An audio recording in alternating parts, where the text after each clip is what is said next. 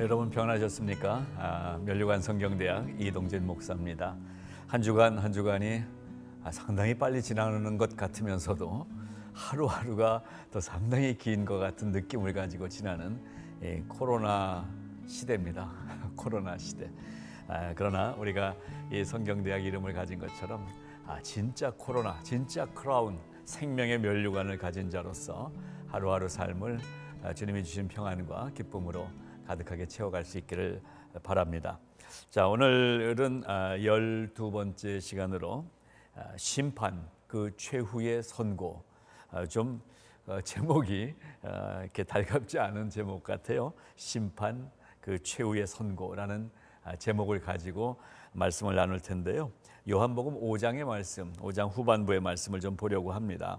30절부터 47절까지 말씀인데요. 조금 길지만 우리 말씀 성경 공부 시간이니까 말씀을 같이 한번 읽도록 하겠습니다. 30절부터 함께 말씀을 봉독합니다. 내가 아무것도 스스로 할 수 없노라. 듣는 대로 심판하노니 나는 나의 뜻대로 하려 하지 않고 나를 보내신 이의 뜻대로 하려 함으로 내 심판은 의로우니라. 내가 만일 나를 위하여 증언하면 내 증언은 참되지 아니하되 나를 위하여 증언하시는 이가 따로 있으니 나를 위하여 증언하시는 그 증언이 참인 줄 아노라. 너희가 요한에게 사람을 보내매 요한이 진리에 대하여 증언하였느니라. 그러나 나는 사람에게서 증언을 취하지 아니하노라. 다만 이 말을 하는 것은 너희로 구원을 받게 하려 함이니라. 요한은 켜서 비추이는 등불이라. 너희가 한때 그 빛에 즐거이 있기를 원하였거니와 내게는 요한의 증거보다 더 큰 증거가 있으니 아버지께서 내게 주사 이루게 하시는 역사, 곧 내가 하는 그 역사가 아버지께서 나를 보내신 것을 나를 위하여 증언하는 것이요 또한 나를 보내신 아버지께서 친히 나를 위하여 증언하셨느니라. 너희는 아무 때에도 그 음성을 듣지 못하였고 그 형상을 보지 못하였으며 그 말씀들이 너희 속에 거하지 아니하니 이는 그가 보내신 이를 믿지 아니함이라. 너희가 성경에서 영생을 얻는 줄 생각하고 성경을 연구하거니와 이 성경이 곧 내게 대하여 증언하는 것이니라. 그러나 너희가 영생을 얻기 위하여 내게 오기를 원하지 아니하는도다. 나는 사람에게서 영광을 취하지 아니하노라. 다만 하나님을 사랑하는 것이 너희 속에 없음을 알았노라. 나는 내 아버지의 이름으로 왔음에 너희가 영접하지 아니하나 만일 다른 사람이 자기 이름으로 오면 영접하리라. 너희가 서로 영광을 취하고 유일하신 하나님께로부터 오는 영광은 구하지 아니하니 어찌 나를 믿을 수 있느냐. 내가 너희를 아버지께 고발할까 생각하지 말라. 너희를 고발하는 이가 있으니 곧 너희가 바라는 자 모세니라. 모세를 믿었더라면 또 나를 믿었으리니 이는 그가 내게 대하여 기록하였습니다. 그러나 그의 글도 믿지 아니하거든 어찌 내 말을 믿겠느냐 하시니라. 아멘. 47절 마지막 절까지 좀 길지만 말씀을 읽었습니다. 지금 읽은 말씀 중에 34절 말씀이 키워드, 키 문장이라고 할 수가 있어요. 나는 다른 사람에게서 증언을 취하지 아니하노라. 다만 이 말을 하는 이유는 하는 것은 너희로 구원을 받게 하려 함이니라. 바로 이 말씀인 것입니다. 성경이 기록된 이유는 바로 우리로 하여금 구원을 얻게 하시기 위한 하나님의 사랑입니다. 그래서 성경책은 사랑책입니다. 하나님의 사랑이 가득하게 묻어있는 책.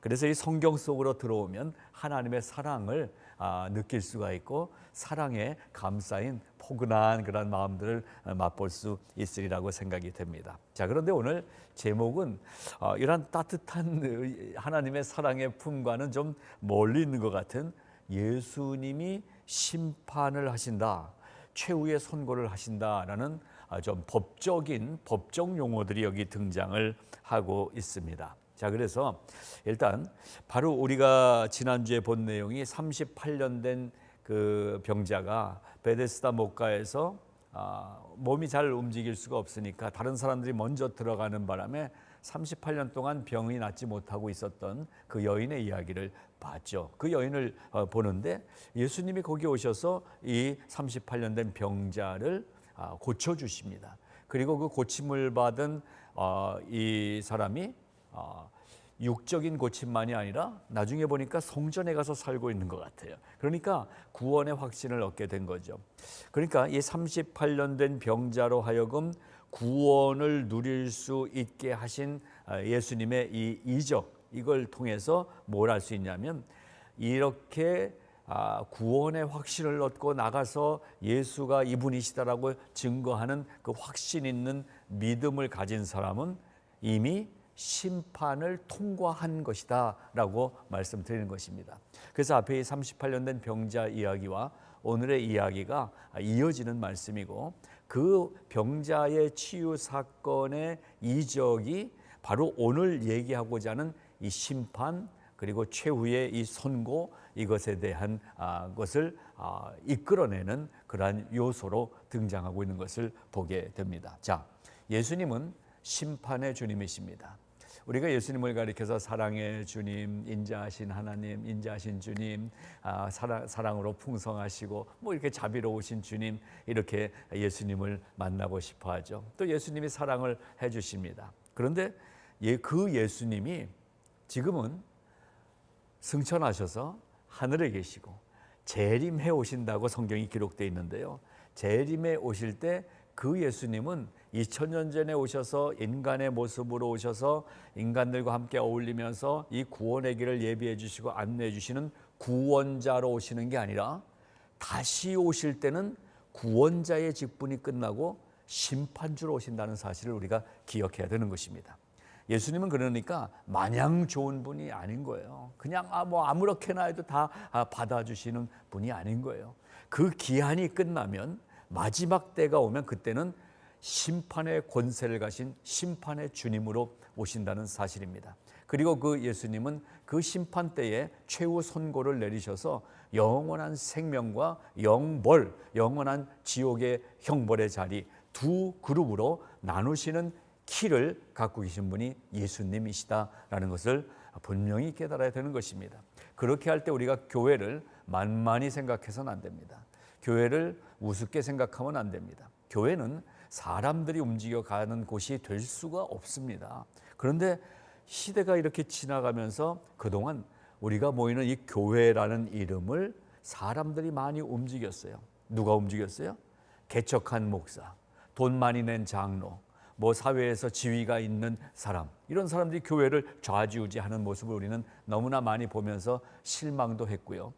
혹시 또 영상을 보시는 분 중에 교회에 그런 모습이 싫어서 교회를 떠나신 분들도 있으실 거예요. 그렇습니다. 교회의 잘못입니다. 우리 지도자들의 잘못입니다. 그러나 하나님은 이 교회를 귀하게 여기십니다. 원하기는 이 코로나 사태가 지난 후에 다시 모이는 교회로 모이는 일에도 우리가 함께 마음을 합하면 좋겠다 생각이 됩니다. 자, 예수님이 심판의 주님이시다. 이것을 오늘 말씀에서 세 가지로 예수님이 심판주라는 사실을 증거하는 세 가지가 오늘 본문에 나오는데, 이 세 가지를 보겠습니다. 첫 번째로 세례 요한이 예수님이 심판주이심을 증거하고 있고요.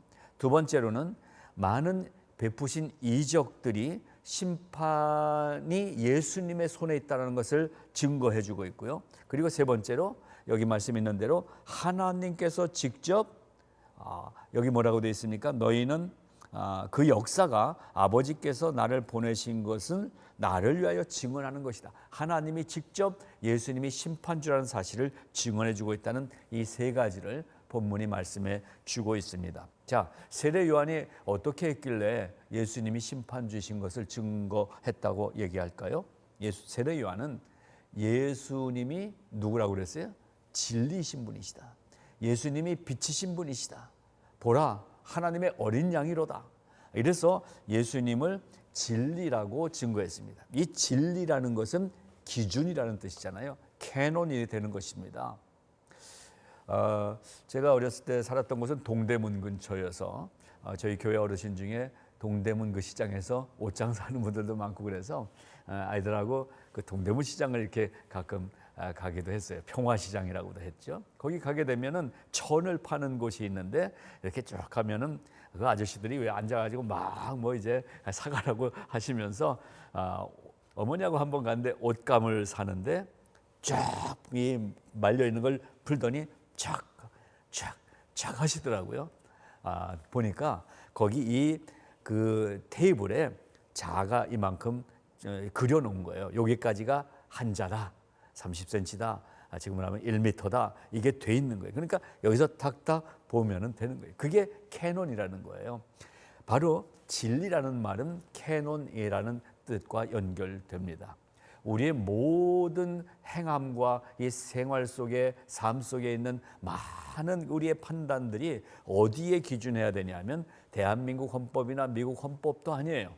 바로 진리이신 예수 그리스도가 기준이 되는 것입니다. 그래서 세례 요한이 이분이 진리다라고 말씀했기 때문에 세례 요한을 통해서 이 진리이신 주님이 기준이 되고 기준이시기 때문에 심판주가 되신다는 사실을 증거했다는 얘기가 되겠고요. 두 번째 증거인 이적들, 많은 이적들을 행하지 않으셨습니까? 예수님이 이적을 행하신 그 자체가 예수님이 심판의 주라는 사실을 증거해주고 있다는 것입니다. 첫 번째 기적인 물로 포도주를 만드는 사건이 있었고, 38년 된 병자가 살아나는 사건이 있었고, 또 왕의 신하의 아들을 살리는 이러한 이적들이 지금 요한복음에 계속해서 나오고 있습니다. 이게 왜 예수님이 심판주라는 기적이냐? 조금 아까 시작할 때 말씀드린 것처럼 38년 된 병자가 몸의 치유함을 받고 그러면서 영적인 해방을 얻게 돼서 예수 그리스도가 주라는 사실을 선포하게 됐다는 것 아니겠어요? 바로 구원을 받았다는 얘기입니다. 우리가 구원을 받았다는 것이 예수님이 심판주라는 증거가 된다는 것입니다. 즉 거꾸로 보면은 병을 고쳐 주심으로써 예수님은 이 병 고침 받은 자의 심령이 묶여 있던 것에서 자유케 해 주셨고 영원한 생명으로 옮겨 주시는 역사가 일어난 거거든요. 그렇기 때문에 이 모든 나타내신 이적들이 예수 그리스도가 결국 심판의 주라는 사실을 증거해 주고 있다라고 볼 수 있는 것입니다. 그리고 세 번째로는 아까 36절 읽은 대로 하나님께서 친히 예수 그리스도가 심판주라고 증언을 해 주신 것입니다. 그럼 어떻게 알 수 있느냐? 구약의 말씀을 보십시오. 구약의 말씀은 바로 선지자들을 통해서 메시아가 오실 것이다. 그리고 마지막 날이 올 것이다. 이것이 계속 예언되고 있지 않습니까? 이 구약의 사건들, 광야에서 뱀을 든 사건이 있었습니다. 이것이 기준이 됐잖아요. 사람들이 뱀에게 물려서 죽어갈 때에 그때 이 회개하고 그리고 모세를 통해서 하나님이 주신 방법이 놋으로 놋뱀을 만들어서 장대에 높이 들어라. 그리고 백성들에게 말하라. 이 놋뱀을 바라보는 자는 살고 아이고 그 놋뱀이 무슨 병을 고쳐 라고서는 쳐다보지 않은 사람은 죽고, 이거였잖아요. 이게 구원의 메시지거든요. 십자가에 달리신 예수 그리스도를 바라보는 자는 영원한 생명을 얻는 거고, 이 십자가의 예수를 무시하고 조롱하는 자는 영벌을 얻는 것입니다. 그렇기 때문에 이 예수 그리스도가 바로 심판주이시다라는 것이 증거되는 거죠. 바로 하나님이 그런 증거가 되어주신다는 이 세 가지, 오늘 첫 번째로 살펴본 것입니다. 예수님이 심판의 주님이신 세 가지 이유, 첫 번째로 살펴봤습니다. 자, 그럼 두 번째 우리가 살펴봅시다. 심판주이신 예수님은 하나님이시거든요. 성부 하나님, 성자 하나님, 성령 하나님, 삼위일체 하나님. 그 중에 이 예수님이, 이 성자 예수님이 이 땅에 오셔서 이 실제적인 사역들을 감당하십니다. 그런데 이 심판주이신 하나님, 그 하나님이신 예수님에 대해서 유대인들이 얼마나 무지했는가라는 것을 오늘 말씀이 얘기해 주고 있어요. 유대인들은요, 하나님께서 이 구약의 선지자들을 가끔 직접 말씀을 나누시고 그리고 이렇게 나타남을 통해서 하나님을 보여주신 이적들이 있었고요. 그래서 우리의 선조인 선지자들이 하나님과 만났다, 하나님과 대면했다, 하나님의 음성을 들었다는 것을 유대인들이 자랑으로 여기고 있었던 거예요. 즉 우리로 얘기하면 우리 가문이 어떤 집안인데, 우리가 뼈대 있는 집안이야, 우리가 핏줄이 있는 집안이야, 이렇게 얘기하죠. 예, 여러분 가문은 어떠세요? 예, 바로 그런 거예요. 우리의 엘리야, 우리의 모세, 우리의 다윗, 우리의 선조들이 하나님의 음성을 들었었다라고 선조들을 통해서 여호와 하나님을 찬양하고 있었던 거죠. 그런데 문제는 그럼에도 불구하고 이 유대인들, 당시 유대인들은 하나님의 음성을 직접 들어본 적이 없는 거예요. 그리고 하나님의 형상을 본 적도 없는 거예요. 그래서 하나님이신 예수님이 오셨는데도 알아볼 수가 없었던 거예요. 그래서 심판주이신 하나님 예수 그리스도에서 대해서 무지했던 유대인들의 이야기를 이 요한이 5장에서 쓰면서 결국 그 시대의 이 유대인들에게, 그리고 시대를 초월해서 오늘 2020년을 살고 있는 우리들에게 과거의 우리 선조들의 어떤 기독교 역사를 자랑하고, 누가 우리가 순교했다라는 걸 자랑하고, 어떻게 우리 가문이 몇 대 자손인, 몇 대 믿음의 이 집안인 걸 자랑하고 하는, 내가 아니라 우리 선조들이 그렇게 했다라고 자랑하는, 그것은 한마디로 무지한 것이다라고 지적을 해주고 있는 것입니다. 뭐에 대해서 무지한 거예요? 예수 그리스도에 대해서 무지하다라는 사실을 지적해주고 있는 말씀이 오늘 본문의 한 부분인 것입니다. 여러분, 우리는 하나님의 음성을 들을 수가 있고요, 하나님의 형상을 볼 수가 있습니다. 물론 이 육체의 눈으로는 볼 수가 없죠. 우리 신체의 이 귀로는 하나님의 음성을 들을 수가 없죠. 근데 우리는 하나님의 음성을 듣잖아요. 경험해 보신 분들만 아실 수 있을 거예요. 말씀을 읽다가 하나님의 음성이 들려올 때가 있지 않습니까? 뭐 실제로 어떤 목소리로 야 동진아 하고 뭐 에코는 음성처럼 이렇게 들려오는 경우를 얘기하는 게 아니에요. 그거는 거의 99%, 100% 가까이 가짜일 경우가 많아요. 물론 특별하게 하나님이 어떤 음성적인 부분으로 해주실 때도 있을 수 있지만은, 그러나 근본적으로 하나님의 음성은 오늘날 말씀을 통해서 들려오는다는 사실을 기억하시기 바랍니다. 그래서 같이 성경을 읽자는 거예요. 성경을 보자는 거예요. 듣자는 거예요. 지난 2월 한 달 동안 우리 성화장로교회 모든 목장들 중심으로 신약 통독을 또 한번 잘 마치지 않았습니까? 너무나 감사해요. 처음에는 한 명, 두 명 이렇게 하다가 아예 목장별로 이렇게 하다 보니까 서로 격려하면서 모든 목원들이 참여해서 신약 통독을 완성을 하게 돼서 감사를 드립니다.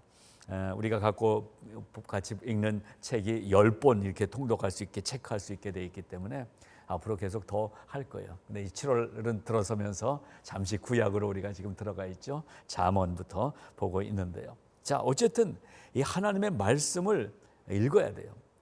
교회는 하나님의 말씀을 듣는 곳만이 아니에요. 그동안 교회는 목사의 강단에 목사님으로부터 나오는 이 설교를 듣는 곳으로 변해버렸어요. 그래서 가서 딱 앉아서 설교 한번 듣고, 야 오늘 설교 은혜로 왔네, 오늘 설교 왜 목사님 저렇게 죽을 쓰지, 뭐 이렇게 이러고 있다가 갔단 말이에요. 근데 아니에요. 우리의 신앙생활이라는 것은 내가 말씀 속으로 들어가야 되는 거예요. 내가 성경을 직접 읽어야 되는 거예요. 내가 성경을 직접 마음으로 부딪혀야 되는 거예요. 바로 그것을 얘기하는, 그게 안 돼 있을 경우에 아무리 박사님, 장로님이어도, 아무리 어떤 전문가 집사님이어도 무지한 유대인과 같다라는 지적을 해주고 계신 것입니다. 저는 우리 성화교회 성도님들, 또 이 방송 함께 하시는 모든 분들이 지혜로운 분들이 되시기를 바랍니다. 하나님의 지혜, 말씀 속에서 얻는 지혜로 충만하시기를 바랍니다. 저도 좀 무식한 사람들하고는 좀 얘기 나누기가 싫어요. 여러분, 무지하게 예수 믿지 말고 하나님이 주시는 말씀의 지혜가 채워지시기를 바랍니다. 자, 세 번째로 오늘 우리가 생각해 볼 것은 유대인들이, 결정적인 유대인들의 잘못은 뭐냐면 예수님을 믿지 않았다는 거예요. 근데 오늘날 우리 그리스도인들에게도, 성도들에게도 제일 결정적인 약점이 뭐냐면 예수님을 아는데, 믿는 것처럼 하는데 실제로 믿지 않는다는 사실이에요. 그래서 이 믿음이라는 문제를 요한복음 5장이 오늘 또 짚어주고 있습니다. 유대인들이 성경을 많이 연구했죠. 토라를 연구했고, 그리고 하나님의 그 말씀을 들은 선지자들의 이야기들을 연구를 했습니다. 그리고 율법에서 가르쳐 주시는 메시아가 오실 것이다라는 것도 연구를 많이 해서 메시아를 기다리는 사람들이 유대인들 아닙니까? 특별히 유대인 학자들, 유대인 리더 그룹은 메시아가 오실 날을 기다리는 사람들이었어요. 근데 구약에도 보면 대표적으로 이사야만 해도 메시아가 오실 것이라는 말씀을 계속 예언해 주고 계셨잖아요. 그리고 그분이 어떤 모습으로 오실 것이라는 것도 예언해 주셨어요. 그분이 하나님의 아들이시라는 것도 보여주고 있었어요. 오늘날도 똑같지 않습니까? 교회에서 하는 얘기가 뭐예요? 바로 이 세상을 구원할 영생의 주가 되시는 메시아가 재림에 오실 것이라는 것을 지금 외치고 있지 않습니까? 그런데 문제는 뭐예요? 믿지 않는다는 거예요. 믿음이 없는 자들아, 믿음이 없는 자들아, 책망을 듣고 있는 거예요. 유태인들 그 회당 모임에 제가 견학을 한번 갔었어요. 한 서너 분 목사님하고 유태인 전문가 목사님하고 갔더니 금요일에 거기는 우리처럼 예배를 드리는 그 자리에 갔는데요. 들어갈 때 이제 현관에서 그 뭐라고 그러죠? 이 빵떡 모자 같은 이것도 다 쓰라고 그러고 들어가 앉으니까 참 배울 것도 많았어요. 랍비가 앞에서 인도를 하는데 조그만 초등학교 남자아이가 같이 서 있더라고요. 성경 봉독을 전 가족들이 같이들 쭉 앉아 있죠. 이 어른, 이 랍비가 읽고 또 이 어린 아이가, 학생 아이가 같이 읽으면서 말씀이 연령을 초월해서 공동체에게 전달되는 이런 것들은 우리 교회도 필요할 것 같아요. 물론 언어적인 측면이 있어서 KM, EM 나누고 또 아이들은 아이들대로 예배드리고 이렇게 해주고 있지만 글쎄요, 우리가 이민 이제 2세, 3세 이렇게 넘어가는 교회 현상 속에서 가족들이 함께 예배드리는 것이 더 좋지 않을까 하는 이런 생각도 하게 되는데요. 이건 뭐 같이 연구를 계속 해 나가야 될 문제 같습니다. 자, 어쨌든 그때 봤는데요. 토라를 긴 부분인데 그걸 암송을 하더라고요. 그러니까 우리처럼 목사님들이 연구하고 해서 설교가 아니라 그 랍비가 말씀을 쫙 암송하더라고요. 야, 대단하더라고요. 이렇게 지식은 있었어요. 그런데 뭐가 없다고 그래요? 믿음이 없다는 거죠. 오늘날도 교회 안에서 성경 퀴즈하면 1등 하는 분이 있어요. 뭐 성경 열심히 하는 분이 있어요. 모든 거 잘하는 분들이 있어요. 그러나 가장 교회에 중요한 건 무엇입니까? 성도에게 가장 핵심은 뭐예요? 믿음이잖아요. 믿음. 열심히 하면 뭐예요? 믿음이 없는데. 믿음이 있는 사람이 열심히 해야 되는 거죠. 믿음이 있는 사람이 사랑을 하는 거고요. 믿음이 있는 사람이 교회를 위해서 어떤 헌신의 삶을 사는 거 아니겠어요? 바로 믿지 않았던 유대인들의 얘기를 여기 써놓으면서 오늘날 이 성경을 읽는 요한복음 이 5장을 읽는 우리들에게 너는 믿음이 있느냐라고 하는 질문의 음성을 들어볼 수 있기를 바랍니다. 자, 그러면 왜 유대인들은 성경 이 구약을 부정하고 믿지 않았을까 하는 문제를 한번 보고자 하는 것입니다. 한 5가지를 제가 살펴봤습니다. 왜 유대인들이 성경을 믿지 않고 성경에서 얘기하는 메시아나 이렇게 오셨을 때 부정했을까? 첫째로 성경을 어떻게 봤냐면 성경은 믿음의 책이거든요. 믿음의 책. 그런데 믿음의 책이 아니라 스타디북으로 본 거예요. 연구하는 책으로 봤기 때문에 이 성경을 부정할 수밖에 없었던 거죠. 여러분은 어떠십니까?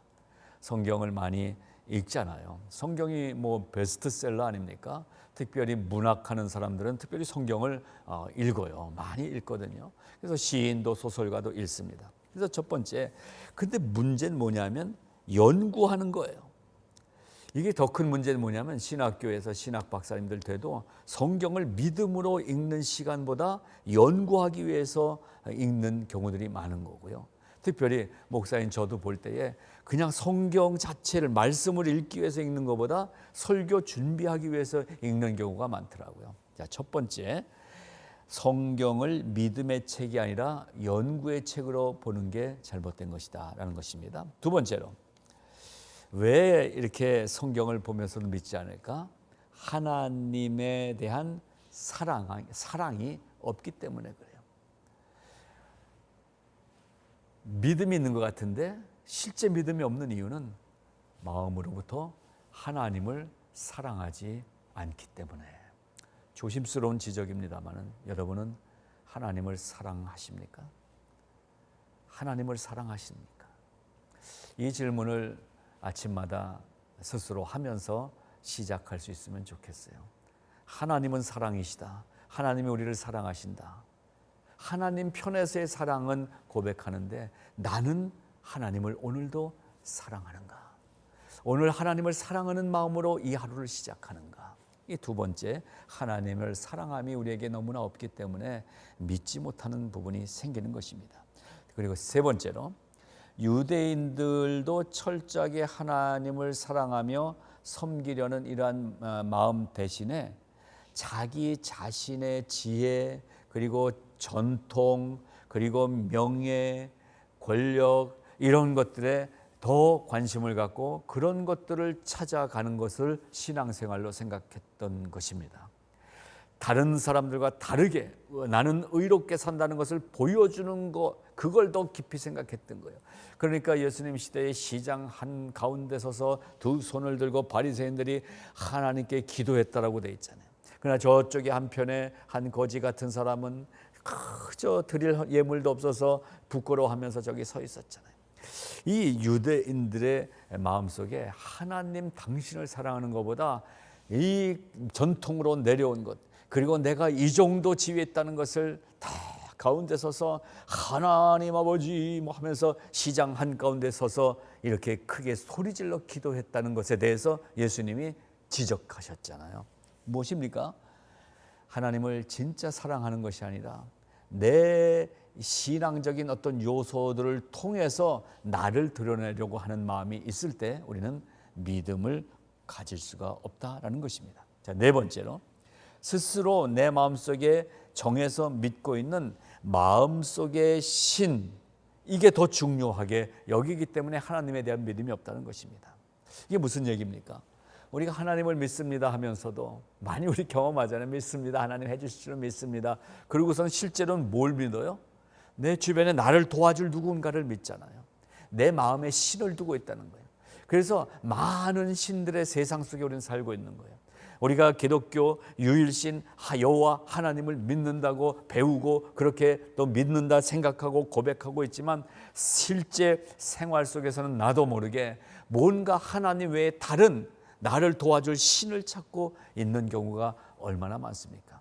바로 하나님 외에 다른 신, 다른 것들 많이 있죠. 무엇이든지. 그것이 심지어는 내 그렇게 이쁜 아들, 내 자식, 이 아들이 나의 신이 될 수 있는 요소도 있다는 거예요.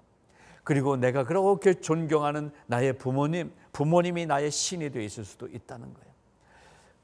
바로 그런 의미에서 하나님이 프라이어리티 넘버 원, 어디에서든 하나님 중심의 신앙을 가져야 된다라는 것입니다. 그게 될 때에 우리에게 믿음이 확인되는 것입니다. 그래서 마지막으로, 하나님의 말을 듣고 선한 행위를 하는 자는 생명의 부활로 나오게 되고, 구원의 초청을 거부하고 계속 악한 일은 뭐예요? 악한 일은 사람 찔러 죽이고 하는 이것이 세상적인 악한 것이지만, 성경이 얘기하고 있는 악한 것은 하나님을 믿지 않는 것이 악함이라고 그랬어요. 바로 그 악한 가운데 계속 있는 자는 심판의 부활로 나오는 것입니다. 여러분, 교회 안 다녀도, 예수 안 믿어도 부활하는 거 아시죠?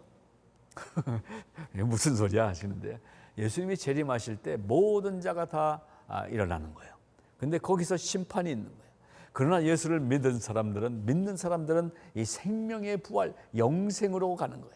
그러나 예수님을 믿지 않는 구원받지 못한 자들은 더 이상은 기회가 없는 그 자리에서 영원한 형벌로 떨어지게 되는 것입니다. 그것을 가리켜서 성경은 심판의 부활이라고 얘기하고 있습니다. 우리는 무엇을 믿는 것입니까? 마지막이 있다라는 것. 그리고 그때는 재림의 주 예수 그리스도가 오셔서 심판하신다는 사실.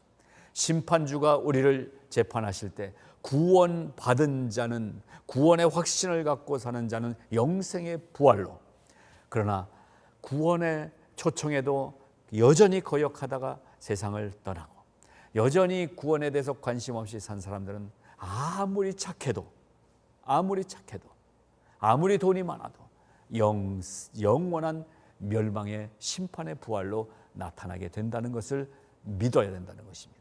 믿음은 주여 주여 하는 이것은 믿음의 한 파트뿐이에요. 성경이 얘기하는 전체적인 흐름의 핵심 믿음이라는 단어는 구원과 직결되어 있습니다. 뭘 믿는 거예요? 그래. 구원받은 걸 믿는 거예요. 구원받았기 때문에 하나님이 나를 사랑해 주신다는 것을 믿게 되는 거예요. 구원받았기 때문에 하나님이 나를 보호해 주신다는 것을 믿는 거예요.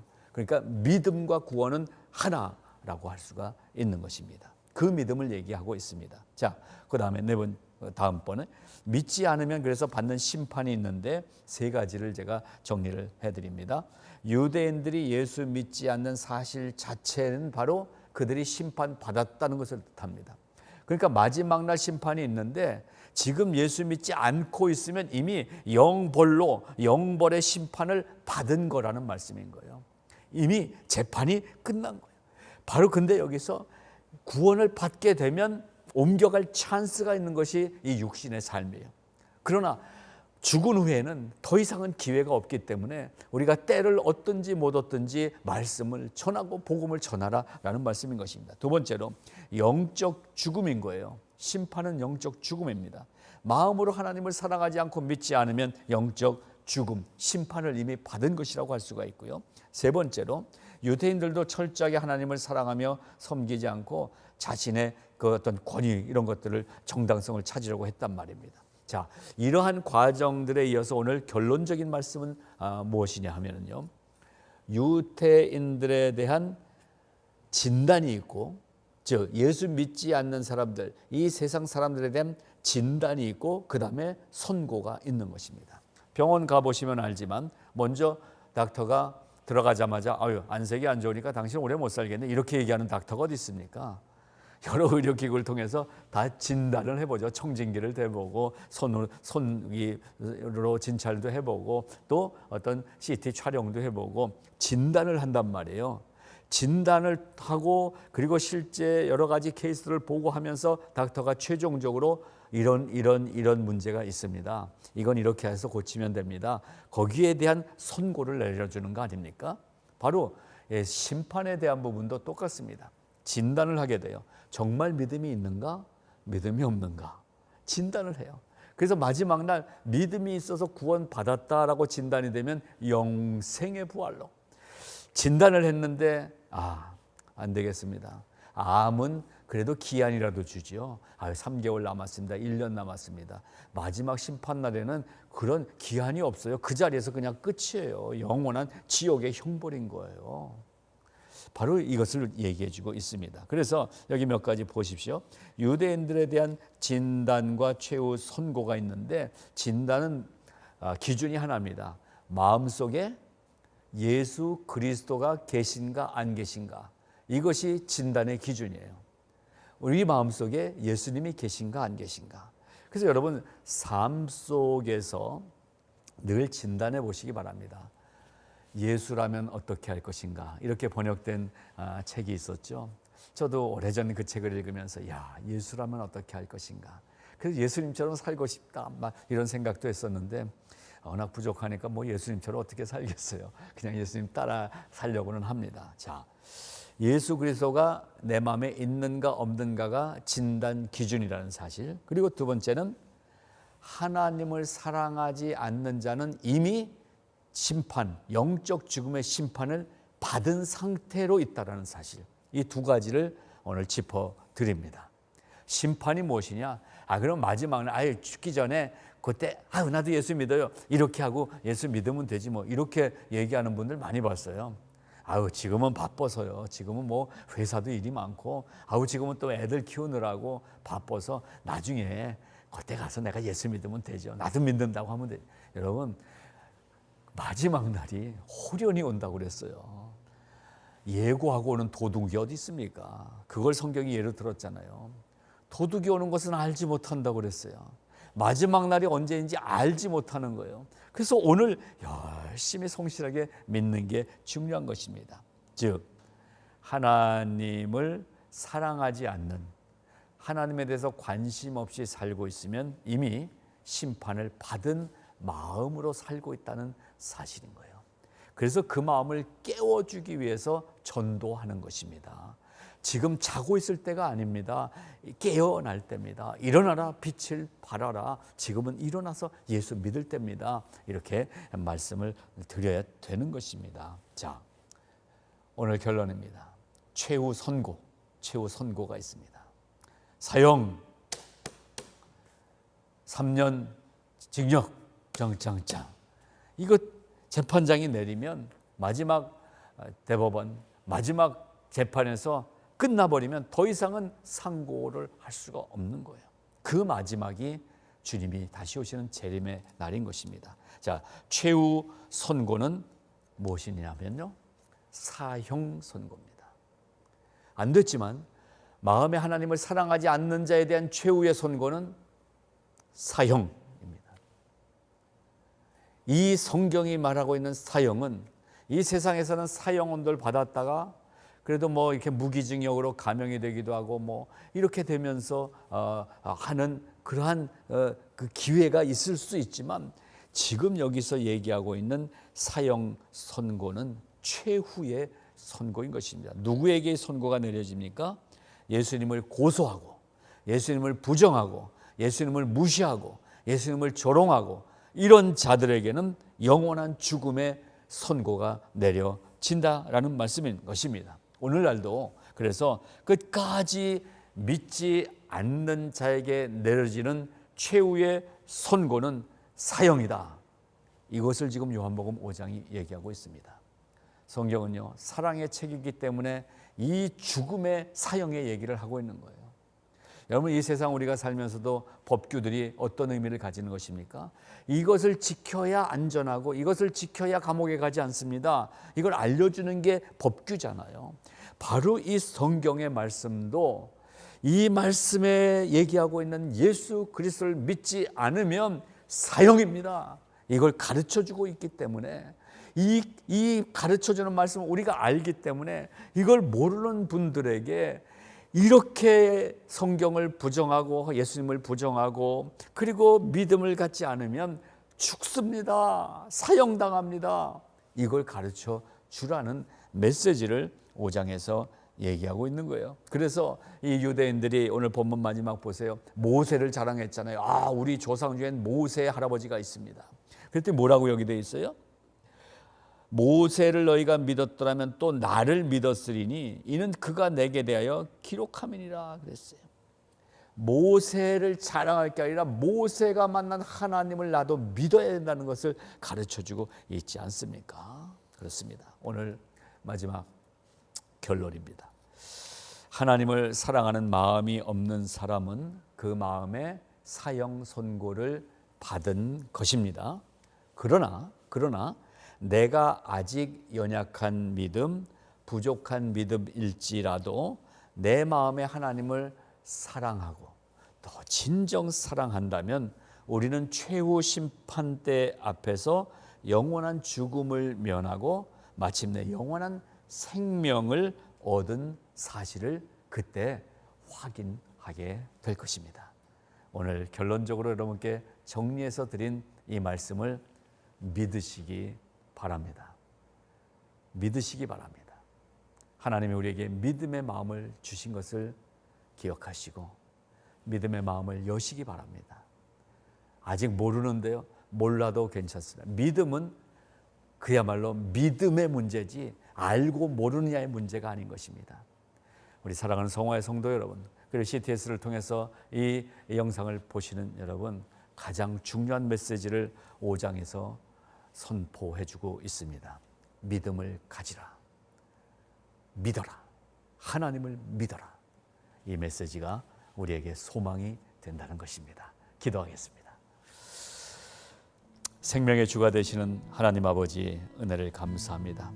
이미 죽었고 또 죽어가고 있는 우리들에게 이 생명의 길을 이미 예비해 주신 것을 인하여 감사를 드립니다. 그리고 이 생명의 길, 구원의 길은 이 세상 모든 사람에게 열려 있게 하신 것을 감사합니다. 그래서 이 예수 그리스도에 대한 소문을 듣고 믿음으로 고백하며 나도 주님을 믿겠습니다, 내 입술로 고백하고 마음으로 믿고 이렇게 주님을 따라가는 삶을 결심할 때 이미 우리는 심판의 자리를 통과해서 영원한 생명을 얻은 자로 살게 되는 줄로 믿사오니 이 시간에 나의 믿음이 확신을 갖게 하여 주시옵소서. 성령이여, 이 방송을 함께하고 이 말씀을 함께 나누는 모든 성도들에게 이 확신의 믿음을 주시옵소서. 예수 그리스도의 이름으로 감사하며 기도드리옵나이다. 아멘.